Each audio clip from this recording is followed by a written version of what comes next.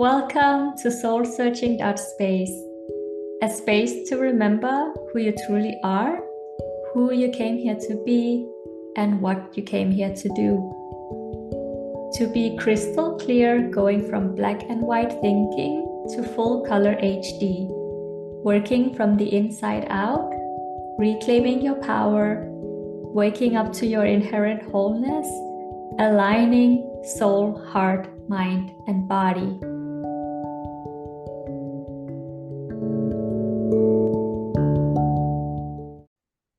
Hello, and thank you for tuning in.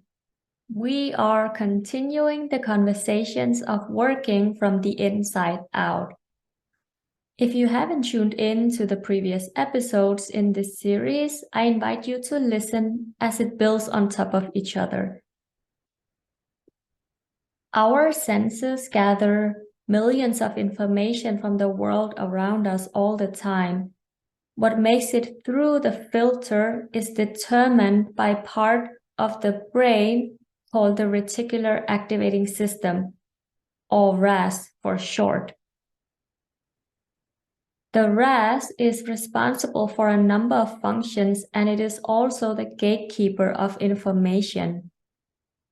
When a belief is repeatedly validated, it can become what is called a core belief, which are beliefs about our deepest perceptions about our identity. These are the stories of, I am relatable, I'm not good with math, I am X, Y, and Z, I am not X, Y, and Z. So the RAS is kind of like the algorithms of social media platforms and streaming services. It presents thoughts based on what we have expressed interest in and hides the things we don't engage in. The RAS uses beliefs formed in our early life to go through incoming information and prioritize evidence that supports these beliefs. In this way, the RAS actively gather information that reinforces what we already believe to be true.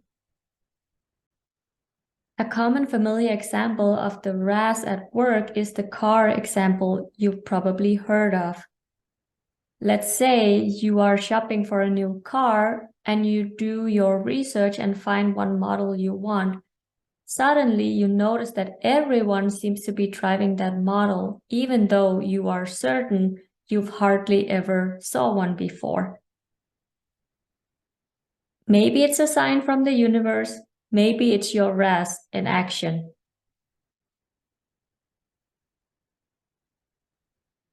We have tens of thousands of thoughts a day, and we have one, maybe a few questions we ask more than others.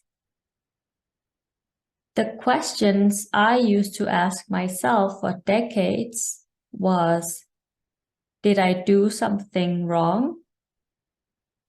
What did I do wrong?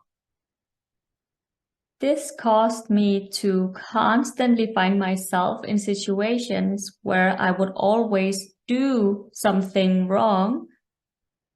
Eventually, the words I spoke the most ended up being, I am sorry. Thank you. I was literally apologizing for my existence.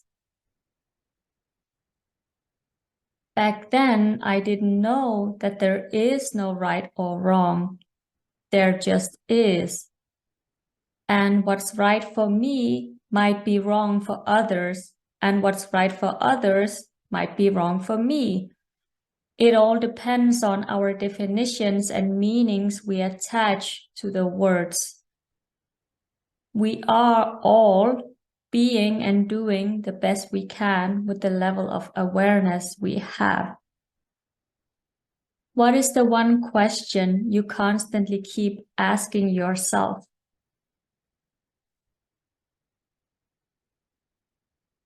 When we ask questions, the RAS gives us evidence as answers.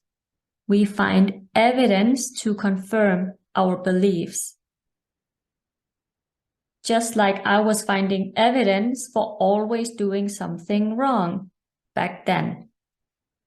Now, my questions are empowering questions. As I grow and evolve, so does my dominant questions. These questions tell that part of our brain what is important to us. These questions direct our focus, which directs how we feel and how we live our lives. The habit of thinking a particular thought over and over again changes our brain, making it easier to default such thought patterns in the future. The more we think something, the more likely we are to believe it. Our practice thoughts become our truth. Which lens are you filtering the world through? One of your liking? There's the physical evidence of what happened, and there's the story we tell ourselves about what happened. Many of us are living the story as if the story and what happened are the same thing, and we tell it to ourselves so many times for so long that it becomes one. Abandonment could be the story we told ourselves about what he or she did. Maybe they didn't abandon us. Maybe they just moved out. Your ability to absorb the information comes from how unfiltered you can be. How many stories are you willing to let go of? How many hurts can you just let go into the past and transform and heal? How many things can you just let it be in the past? Because the story, which is your narrative, your choice, your experiences, is made up. And so you might as well make up the best one you can, the one that is going to give you a possibility of freedom and transformation and healing. Are your stories and beliefs about yourself fact or fiction?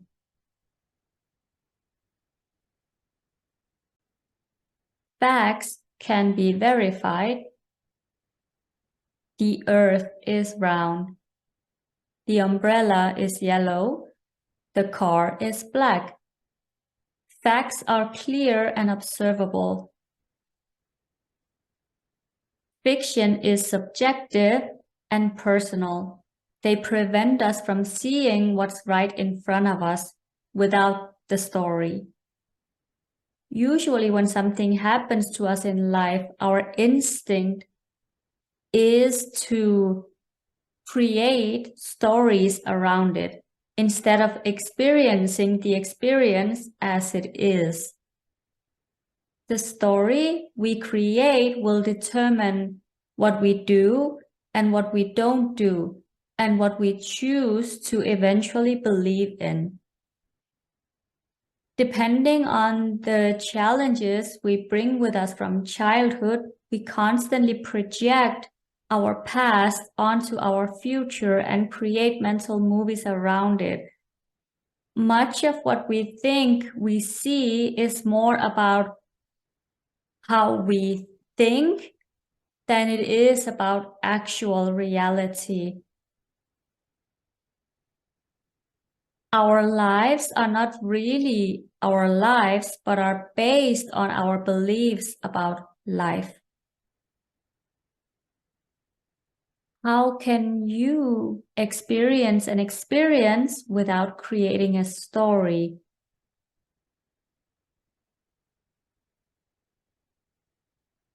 What often happens is that we don't notice we are actually making it mean something. So what happens is we act out in our behaviors. These stories and beliefs that we are not important, our needs are not important. It's not a conscious decision. It's a subconscious patterning of reaction and belief system that starts to seep in as a result of our parents or caregivers or other authority figures being a specific way. It's not a conscious choice like I'm going to be this way. We don't even notice it happening for the most parts. And it starts to act out in our behaviors and relationships, especially with ourselves. The thing we don't realize about our beliefs is how they color our perception of our world. We don't realize how much our experiences are colored by our mental projections and stories. As long as we are attached to our beliefs and our stories, we are held back by them. They dictate our potential and keep us stuck unless we challenge them. How much of your ways of being is a result of a pattern of information that has existed prior to the current present reality, and how much has been embedded into you? Are you going into the storylines of narratives of feeling not good enough, not feeling you can trust yourself? How do these beliefs start to embed in the way that you navigate your way of life? It's not only our programming from our childhood, we also do this to ourselves. The language we speak to ourselves during the day, if I'm consistently saying, I'm so exhausted, I'm repeating that thought to myself, and that is a neural network that is firing in my brain. When I consistently repeat that thought over time, I am forming a narrative, a story about myself and my situation. And this repetition over time becomes a belief. What are your reasons for not being where you want to be? They are stories, they are the narratives that you are sharing with yourself on repeat, that you say it so often, you have so much evidence for it. Have you ever paid attention to your inner dialogue? Have you ever journaled your automatic thoughts? If you haven't, I invite you to do it now and just write and notice what thoughts come up for you. If you cannot think of anything at this moment, go back to a memory that triggered you and write about that. And notice how you talk about yourself and what words you use. Our internal dialogue dictates our future. We maintain our world through our self-talk. What we think determines our next moment. Are you managing your thoughts, or are you maintaining them? The ego camouflages its fears by creating all sorts of noise and calling it thinking. Are you truly thinking, Or are you thinking about thinking?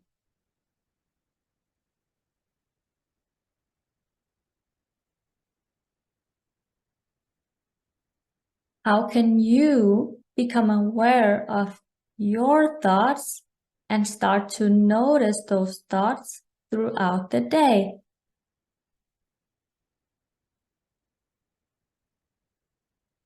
When we are leading our life from our mind, we don't have that separation between our thoughts and our reaction. As we become aware of our thoughts running through our mind, then we can see how repetitive they are.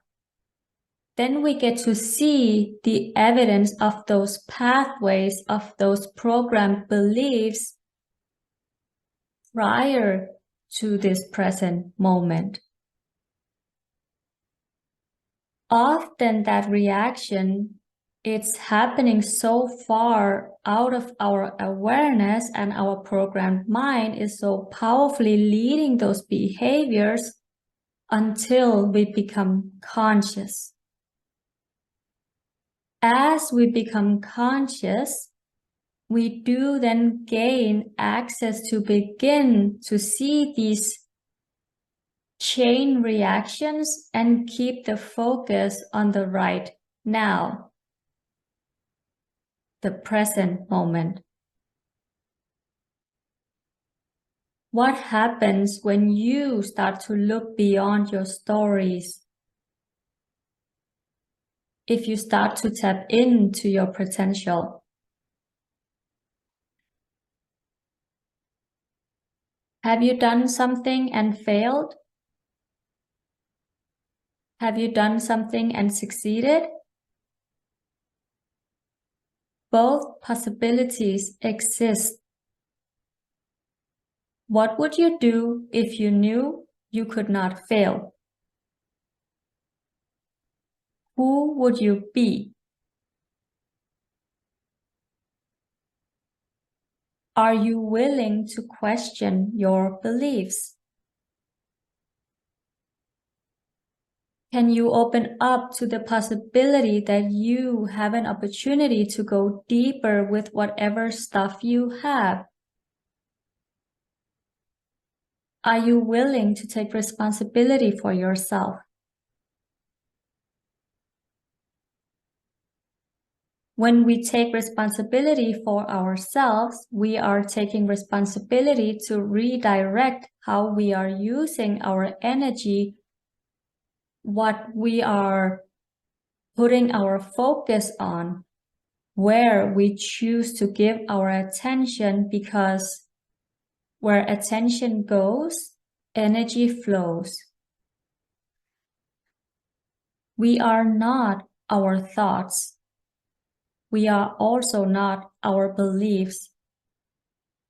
The more aware you become, the better able you will be over time to witness your stories and beliefs and consciously choose which ones you want to keep and evolve and which ones to challenge.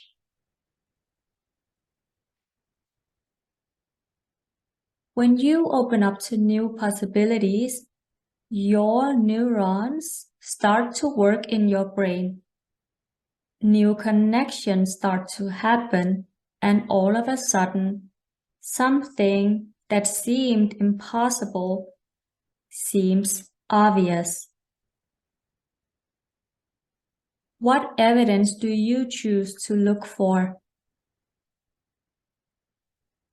What is your dominant question? The one thing that you constantly keep asking yourself.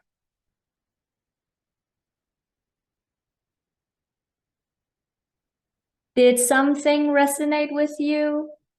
Who are you going to be, and what are you going to do about it?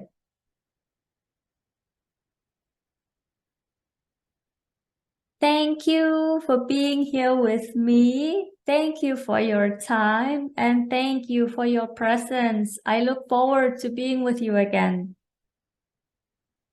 I am sending you so much love, and until next time, may you remember that the idea that our mental activity shapes our life experiences is a fact of science.